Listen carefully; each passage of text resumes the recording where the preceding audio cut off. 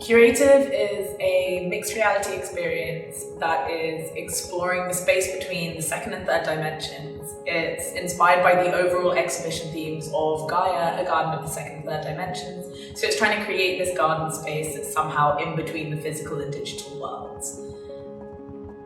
The experience explored authorship and creative computing in AI image generation and was looking at themes of privacy and ownership over passive data. Users step into the space with nothing but empty bamboo frames on the wall and a single easel. Once they put on the headset, people are able to explore the world of mixed reality and see the process of how AI images are generated. We wanted reality to bleed at its edges, to take recognizable surroundings and translate it into a beautiful art studio, creating an intimate moment that feels like it's being broadcast to the world. The most crucial thing we considered while developing the scene was spatial audio. It was essential to give the audience the feeling of being invited into a virtual space. We created it so that when the particle symbolizing AI floats in the space, the voice audio follows it simultaneously. It allows the audience to immerse themselves in the space.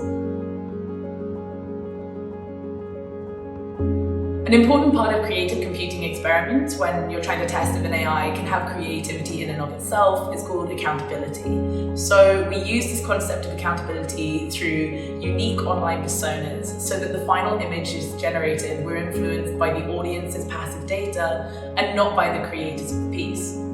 So to do this, we started off with an online persona quiz. This both determined the outcome of the piece for each user to have a unique experience, and it also primed the user to feel as if they were having their personal data privacy compromised before they even stepped into the space. All of the images were generated using a GPT-3 based program, using prompts inspired by the 16 online personality types we came up with.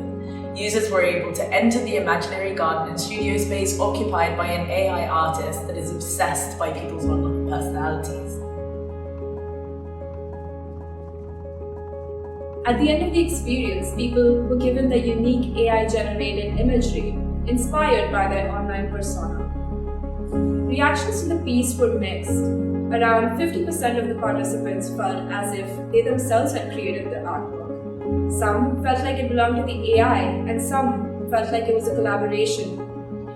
But after a debrief with the team, most people left with more questions than they arrived with. Can AI be considered to be a creative? Can you claim any ownership over works you only passively contributed to?